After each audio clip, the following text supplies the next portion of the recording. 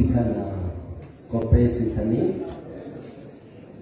waaqaan lafa duratti galata guddaadha qabdu.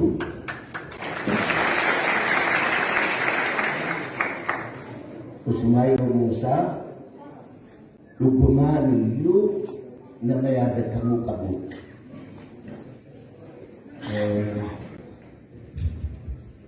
Gaafa wayyaaneen biyya kana fudhate Harargee caalaa namni Karchallee Finfinnee kanatti hidhame hin jiru.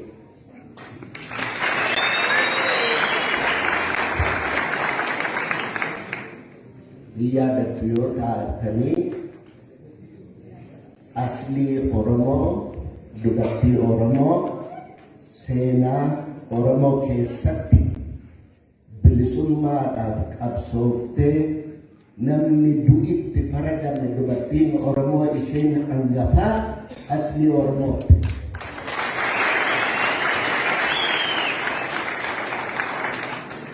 Obboleessi isii Usmaayil Muusaa obboleessa wajjin dhalatan jechaa miti, obboleessi qabsoo waliin qaban.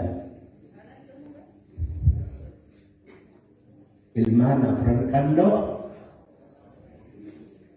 warra gaafa achi jiru keessaa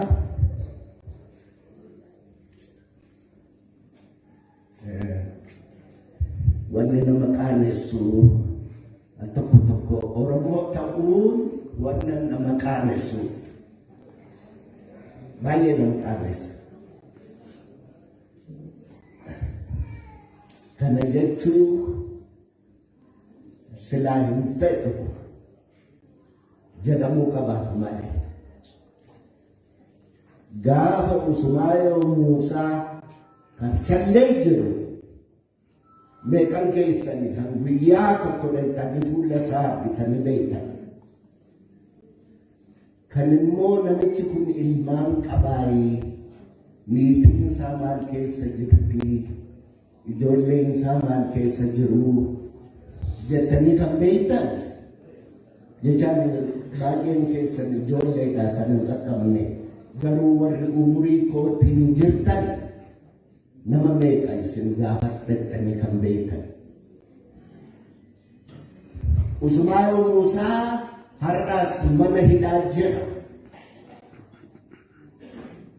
Usmaayil Muusaa ta'uun qabu. Oromoon har'aas mana hidhaa jira. Ijoollee isaarraa hidhamee mana hidhaa Oromoon jiru lakkoofsa tokko lama miti kan ijoollee isaa ilmaan isaa agabuu bulaa jiran tokko lama miti. Har'a hoo dhaqanii gaafattu isa dhukkubsatee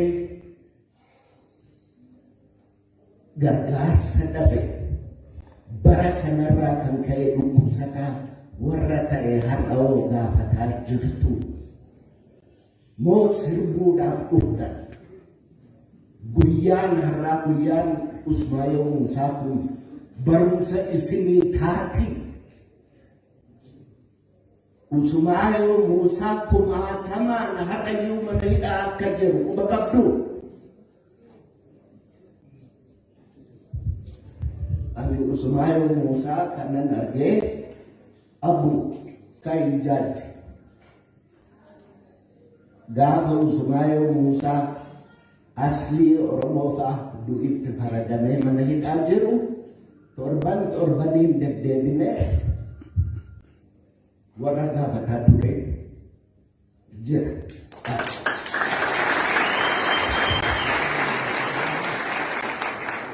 Usmaayil Muusaa warra har'a hidhaa jiru ilmaan isaanii gaafataa jirtu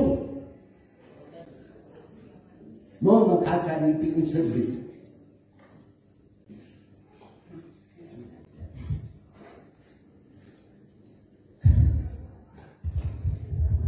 Otoo wanni jedhan jiru akkitti jedhan guddoo nama dhiba. Dur jaarsa tokkotu gar malee dulloomee warri inni horeeyyuu ilmaan isaa isa dhuftanii jaarsi kun wayi hunduu gaafa godaan jaarsa kana harreetti fe'u dulloome jennaan warri hin mari'ata jaarsa kana dandeenyee akkuma kana harreetti hin fe'u ajjeesuu qabnaa jedhanii mari'atu. Jaarsa weelluu jedhu jaarsi weelluu kun kan of dadhabe ammoo jaarsa jechaan nama beekumsa qabu achi weelluu keessa ciiseeti hin ajjeefnaa itti ogaa ijoolleen itti mari'attu dhagaa gurraa dhagaa. Dhagaheeti utuun du'in duraa ilmaan kiyya kanaa wabarsiisuun qabaa jedhee ijoollee jajjabduu keessaa waamee ijoollee waan taataniif kunoo ka'aati malkaa caancoo lafa jedhan gafarsi bishaan dhugutu jira karaa kana baatanii achirra baatanii achi bultanii achiin baataniiti achitti malkaa caancoo gageessan hoomaa gafarsaatti dhuftu. Hoomaa gafarsaa sana keessaatii korma tokko naa ajjeesaatii tiruu isaa naa fidaa tiruu gafarsa sanaa yoo nyaadhe nan du'aa jedheen. Eenyu gammadde ijoolleen silayyuu jaarsa kana ajjeesuu irra tiruu inni jedhe dhannee finneefi tiruu nyaatee haa du'uuti maarree dhannee tiruu finnaafi jedhanii ba'an. Bahanii guyyaa guutuu deemaa oolanii galgala aduudhaa lixuuf jedhu sareen mandara keessaa dubbi sareen kun rimaa saree rimaaniin ciisaa garaa saree kana keessaa mataa gadi baafateetu bulchullaan itti duta warra kanatti abuun kanaa takka argitee beektaay maali sareeni garaa rimaa keessaa bahee namatti duutuu jennaan waan kana beeknu gallee jaarsa gaafannaa jedhanii daba. Guyyaa lammeessoo deemaa oolanii gara galgalaa maal argu? Harree takkati gammoojjii lafti badee adaan mallaqa margi takka keessatti hin biqille keessa harreetu dhaabbata. Harreen kun yoo ilaalan hamma arbaagaa. Abu lafa kana margi hin jiru omtuu hin jiru harreen kun maal nyaateeti akkana gabbatee jedhanii wal gaafatan. Kanallee beeknu gallee jaarsa gaafannaa jedhanii dhiisanii darban. Guyyaa sadeessoo deemaa oolanii farda takkatti dhufan. Biyya fardi sun jiru citaan isaa margi isaa muujjaan isaa mudhii fardaa caala. Mudhii fardaa. Fardi muujjaa marga akkana lalise keessa fardi kun immoo kan gogaan isaatiif lafeen duwwaa walitti jiru huqqatee kasilaaduu gogumaa fi lafeeti walitti jira.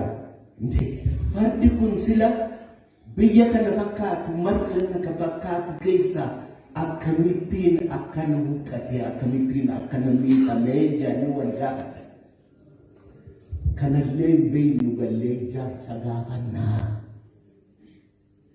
Amma borumtaasaa deemaa oolanii gara galgalaa dheebuun qabdee bishaan tokkotti dhugaa dhufan.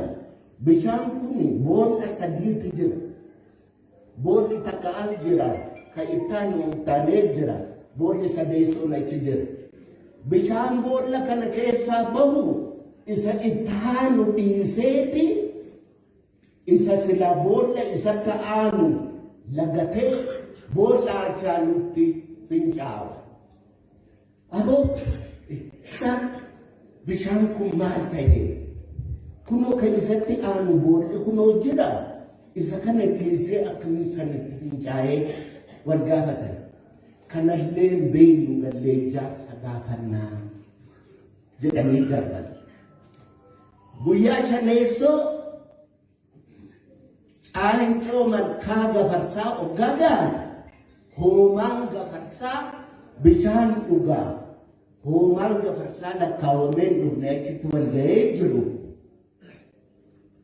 Achi keessaa gafarsa korma isaa ilaalanii amma tiruu keessaa baasanii jaarsaa fuudhanii galuuf jedhu amma tokkicha gaafa korma kana waraananii dhiigi korma kanarraa cirrifate gafarsa achi jiru sanatti faca'ee faate.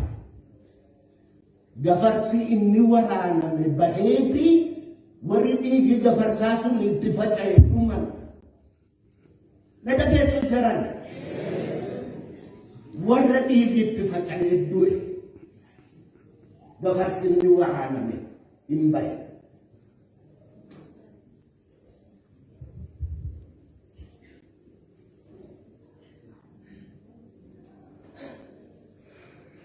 Dubbiin kun jiruu keenya har'a keessa jiru wal fakkaata.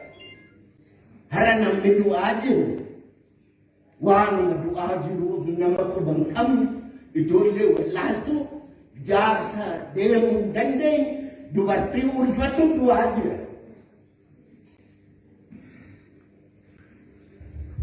Dhiigatti faca'e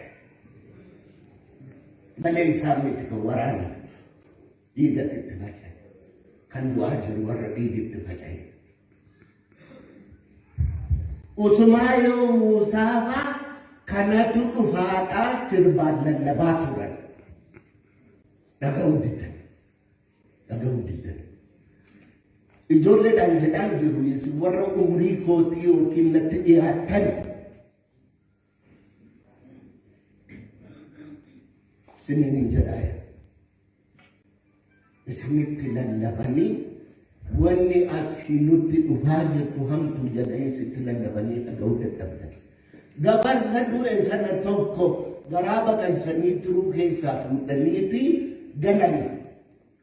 Jaarsaa geessu jaarsi amma isa nyaatee du'a. Jaarsaa fidanii kunoo tiruu gafarsaati jette sana siifinne tiruu gafarsaa nyaadhugaa jedhanii kana yaadollee koo. Tiruu gafarsaa lafuma kaa'aafi mee kottaafi waan argitan natti maa. Isana nyaadhee du'a otoo nyaadheen du'in dura waan karaa irratti isin mudate natti maa jedhan jaarsa. Gaafa duraa rimaatu garaa bahee saree rimaan garaa bahee nutti dute. Kana arginee gallee jaarsa gaafa nyaadhee. Gaafa lammataa biyya adaan mallaqa margi keessatti biqille keessa harree dhaabbatu hamma arbaa ga'uu argine maan nyaatee hanga arbaa ga'e wanni kun jennee ajaa'ibne. Gaafa sadeessoo farda marga keessa dhaabbatu muujjaa mudhii isa ga'u keessa dhaabbatutu lafee fi gogaa fi lafee bu'aa waliin jira. Maaf akkanatti huqqate maaf akkanatti miidhame jennee dinqifannee. Gaafa afreessoo bishaantu boolla isatti aanu dhiisee boolla isarraa fagootti fincaa. Bishaanni kun akkamitti uumame jennee ajaa'ibne. Gaafa shaneessoo gafarsa si waraanne gafarsa korma waraanne. Kormi gafarsaa waraanne sun dhiiga cirrifate.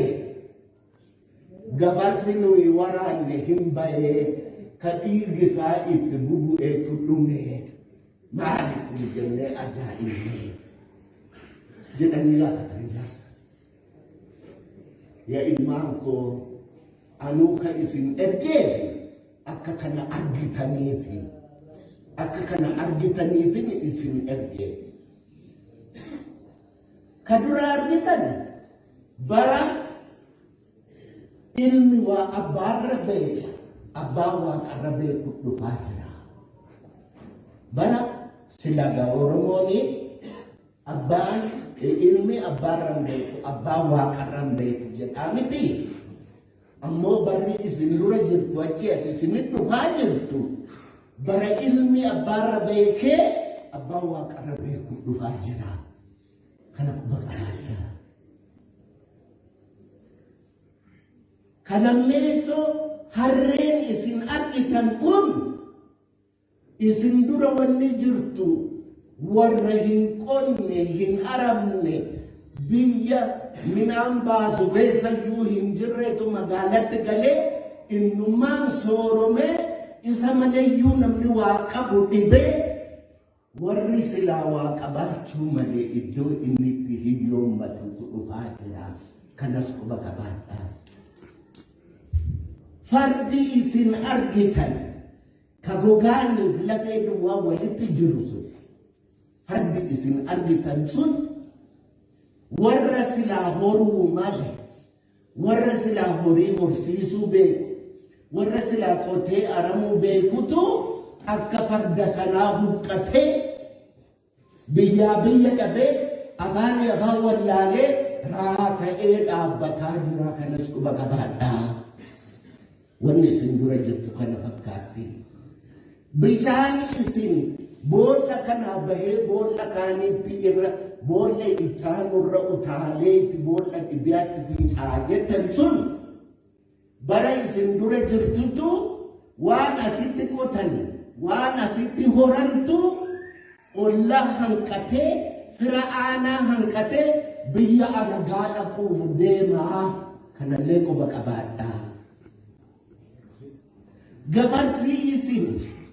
Gabarsi isin waraantan sun ka inni bahe ka ammoo dhiigi isaa itti cirrifatee jennaan dudu'e sun wanni isin dura jirtu gara fuulduraatti namichi inni silaa du'uu malee osoo hin duune warri waan sana gurrumaan dhagahe miidhamuuf deebaa.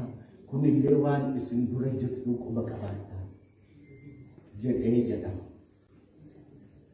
Waan kana Ali Biraan isinitti lallabaa bahe, Sumaayoo Muusaas isinitti lallabaa bahe, Abdullaahi Jirmaas isinitti lallabaa bahe. Isin sirba kana sirbuudhaaf dhaggeeffattu malee wanni inni jedhu maal akka ta'e dhageessanii isiniin jedhaa jira.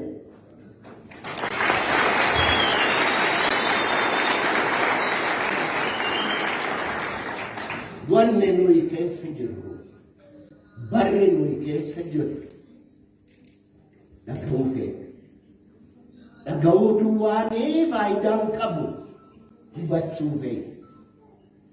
Hubachuu duwwaan faayidaan qabu. Har'a Usumaayoo Muusaa du'eegaa. Usumaayoo Muusaa warra har'a mana hidhaa jiranoo isaaniif immoo boru wal waamtu moo akkam ta'a?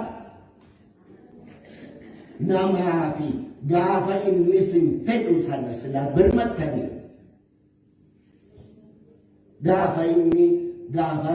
gaafa aslii Oromoo mana hidhaa jirtu meeqa keessantu namicha tokko duwwaan beeka. Namichi kun xurataa birrii 800 qaba. Namichi sun jira amma lubbuudhaan maqaa isaa waan gatiin qabu jedheen torbaniin dinnichaaf shunkurtaa bitee karsallee dhaqa. Gaafa qoyamee yoo ati xurataan kee yoo birrii 800 maal gochuudhaa? Maal ijoolleen kee maal nyaatti jennaaniin dooktorii naan jedhe. Mana koo distiin waxiitti tolchan ibiddarraa eega taa'e waggaa 3 jedhe. Distiin qabnuu jedhe. Maan qorqoriyaadha qabnaa jedhe.